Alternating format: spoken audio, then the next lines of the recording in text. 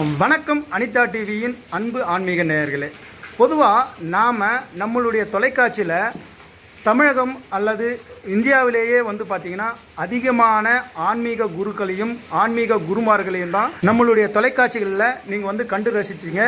முதல் முறையாக அகோரி என்ற பெருமைக்குட்பட்ட ஒரு மிகப்பெரிய ஒரு ஆன்மீக அந்த வார்த்தையில் நம்ம சொல்ல முடியாது. ஏன்னாக்கா அகோரிகள் அதையும் கடந்து மிகப்பெரிய ஒரு நிலையில் இருப்பாங்க. ஐயா வணக்கம். ஐயா உங்களுடைய பெயரை பதிவிக்கலாம். ஐயா என் பேர் அகோரி ராம்ராஜ். அகோரி ராம்ராஜ். அது இல்லாமல் அகோரினாவே மிகப்பெரிய ஒரு பயம் கலந்த உணர்வு உண்டாகும். அந்த நிலைகள் உண்டாகும் போது நீங்கள் எப்படி இந்த நிலைகள் எப்படி உங்களுக்கு உண்டானது ஒரு சின்ன ஒரு குறிப்பு சொல்லலாம்? எனக்கு பார்த்தீங்கன்னாக்கா சின்ன வயசுலேருந்தே இது ஒரு ஈடுபாடு ஆகும். எனக்கு முதல்ல பார்த்தீங்கன்னா அங்காள பரமேஸ்வரி தான் எனக்கு முதல்ல ஆதிக்கத்தில் இறங்குனது. அதுக்கப்புறம் அவங்க கொடுத்த வாக்குன்னு பேருனால தான் நான் அகோரி ஆகணும் அப்படின்னு சொல்லி முழு மனசாக இறங்கிட்டு போனது. 7 வருஷம் என்னுடைய போராட்டம் காசி. எனக்கு தீட்சை கிடைக்கும் போதே முக்தி அடைஞ்சிட்டேன். அதுக்கப்புறம் நான் தொடர்ந்து 7 தீட்சை 7 குருமார்களுடைய 7 தீட்சையை நான் வாங்கினேன். கடைசி தீட்சையும் ரத்த தீட்சையும் நேரடியாக பைரவர்கிட்டயே வாங்கினேன். பைரவர்கிட்டையும் பார்த்தீங்கன்னாக்கா என்னுடைய ஆத்மாவை சமர்ப்பணம் பண்ணிட்டேன். எப்போ வேணாலும் எடுத்துக்குங்க அப்படின்னு சொல்லி ஆத்மாவையும் சமர்ப்பணம் பண்ணிட்டேன். பரவசம் அவரை மீதி எதுவும் வேணாம் அப்படின்ற ஒரு நிலைக்கு போயாச்சு. எந்த ஒரு ஆசையும் கிடையாது. பணம் புகழ் அவனே போதும். அவன் ஒருவனே என் அப்பன் ஒருவனே ஈசன் ஒருவனே அந்த நிலையில் நீங்கள் இது இப்போ அகோரி என்ற நிலைக்கு அடைஞ்சிருக்கீங்க. ஐயா இப்போ இந்த அகோரி என்ற ஒரு நிலையில் நீங்கள் இருந்து இங்கே மக்களுக்கு இவ்வளோ ஒரு நல்ல விஷயங்களும் அருள்பாலிக்கிறீங்க. அருள்நிலைகளெல்லாம் உரைக்கிறீங்களா? ஆமாம், அருள்நிலைன்னு பார்த்தீங்கன்னாக்கா இப்போது அமாவாசை ஒரு நாள் எதை கேட்குறீங்க நீங்கள்? அதுதான் கேட்குறேங்க. அமாவாசை ஒரு நாள் பார்த்தீங்கன்னாக்கா அம்மனுடைய வாக்கே நடக்கும். அன்றைக்கி ஒரு நாள் மட்டும் அம்மன் என் மேலே பேசுவாங்க. மற்ற நேரத்தில் பார்த்தீங்கன்னாக்கா அவங்களுடைய விதியை வச்சு கணிச்சு தான் நான் சொல்கிறேன்.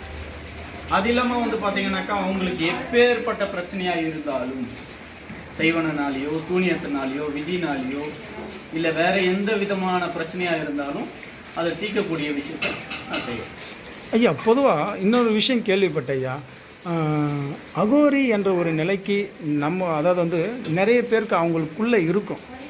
அந்த நிலைகளை கண்டெடுத்து அவங்களுக்கு சில தீட்சைகள் மாதிரி அவங்களுக்கு நிலைப்பாடுகளை உண்டு பண்ணக்கூடிய நிலைகள் உங்களுடைய நிலையத்தில் இருக்கா?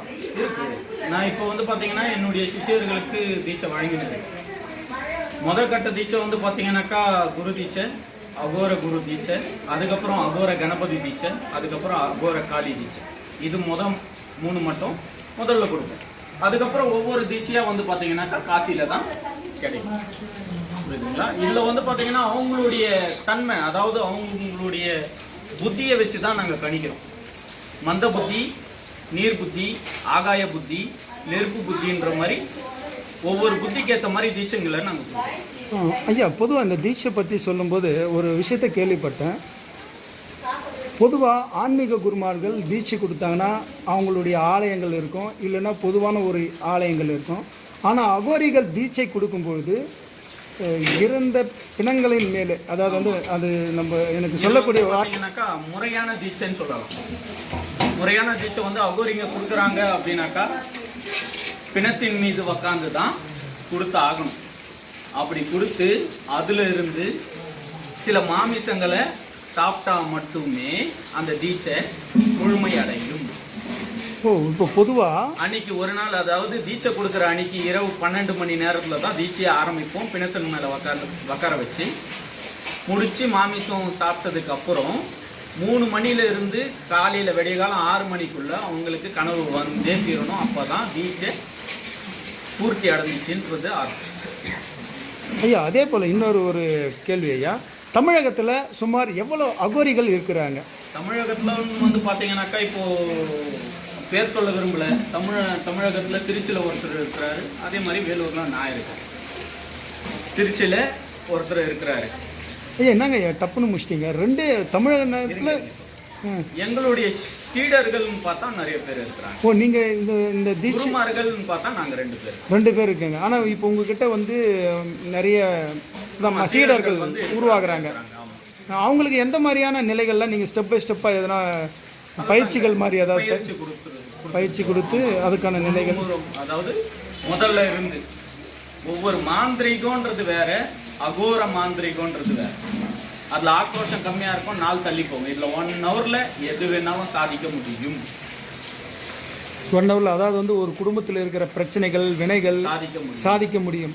அதே போல் ஐயா, பொதுவாக இன்னொரு விஷயம் ஐயா, ஆன்மீகத்தில் இருக்கிற சிலருக்கெல்லாம் வந்து இந்த கட்டுன்னு சொல்லுவாங்க, ஆலயங்களுக்கே கூட கட்டு போடலான்வாங்க. ஆனால் இந்த அகோரிகள் இருக்கிற இடத்துல எதுக்குமே அகப்படாதுன்னு ஒரு கேள்விப்பட்டேன். அதை பற்றின ஒரு சின்ன குறிப்பு தெளிவாக சொல்லுங்கள். அதாவது வந்து பார்த்தீங்கன்னாக்கா, காளினாவே கட்டுக்கு அகப்படாதவர்.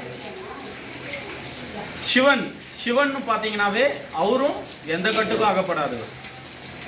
இவங்க 2 பேருனுடைய அவதாரம் ஆக்ரோஷ ரூபம் அகோர காளி, கபால பைரவர். இவங்களுடைய ஆக்ரோஷ ரூபத்தை வணங்குறவங்க தான் அகோரிங்க.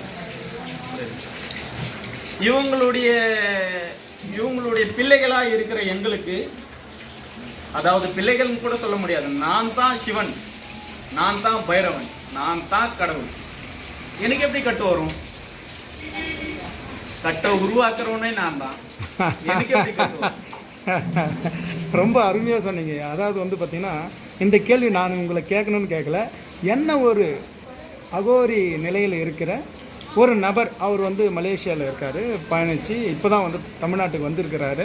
அவர் கேட்ட கேள்விக்கு அதுக்கான விடைகள் தான் இது. ஐயா, அதே போல் வந்து எந்த மாதிரியான விஷயங்கள் வந்து இந்த அகோரி நிலைக்கு, இந்த பத்திய மாதிரி உணவுகள் மாதிரி நீங்கள் ஏன்னா அகோரிகள் வந்து எதுக்குமே ஆசைப்பட்டு சாப்பிட மாட்டாங்க. அப்படி பத்தியமும் கிடையாதுங்க, எந்த விரதமும் கிடையாது. சரிங்க.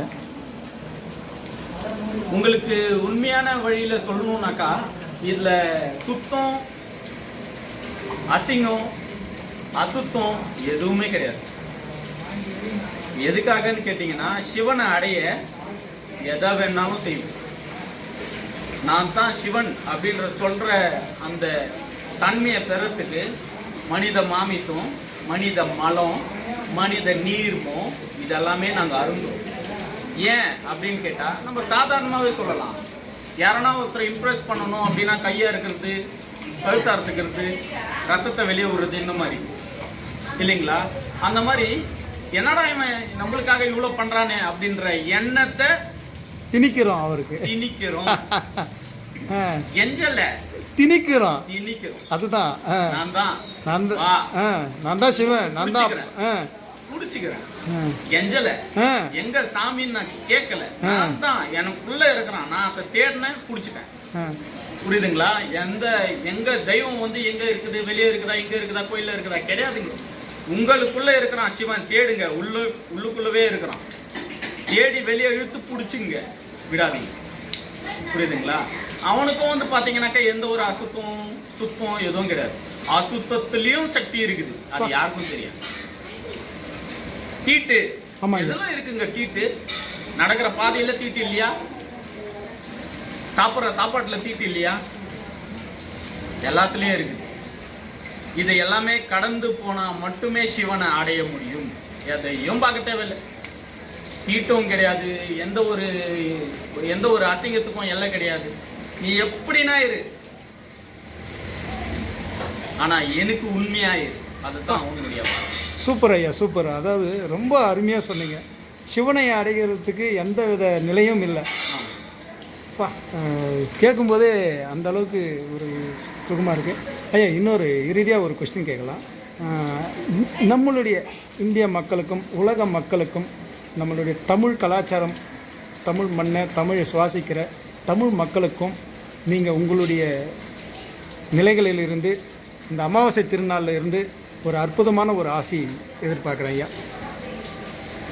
எல்லாரும் சொல்லுவாங்க, பாவம் பண்ணாதீங்க,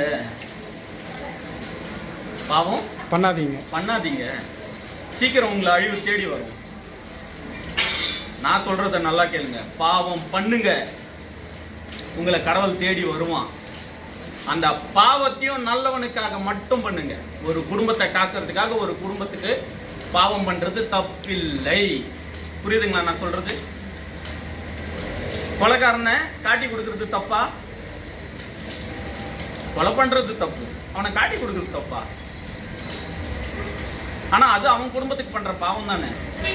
அவன் குடும்பத்துல எத்தனையோ குழந்தைகள் இருக்கும், எத்தனையோ வயசான அம்மா அப்பா எத்தனையோ பேர் இருப்பாங்க. ஆனா அது தப்பு இல்லையே. பாவத்தை செய்யலாம், ஆனா நல்லதுக்காக பாவத்தை செய்யலாம். 4 பேர் நல்லா இருக்கணும்னா நம்ம ஒரு பாவத்தை செய்யலாம். சரி ஐயா, பார்த்து செய்யணும். பாவம் சொல்றீங்க, இந்த பாவத்துக்கான சம்பளம் என்ன ஐயா? மரணம். எதிர்பார்த்து காத்துக்கிட்டே இருக்கணும், ஒரே வார்த்தை. பாவம் பண்ணுங்க, ஆனா பாவத்தின் சம்பளம் மரணம். ரொம்ப அருமை ஐயா. இவ்வளோ நேரம் உலகெங்கும் வாழக்கூடிய நம்மளுடைய தமிழ் நெஞ்சங்களுக்கும் அனிதா டிவி நேயர்களுக்கும் ஒரு அற்புதமான ஒரு சொற்பொழிவு ஒரு பேட்டி கொடுத்தீங்க. இன்னொரு நல்ல நிகழ்ச்சியில் நான் உங்களை தொடர்பு கொள்கிறேன். நன்றி, வணக்கம்.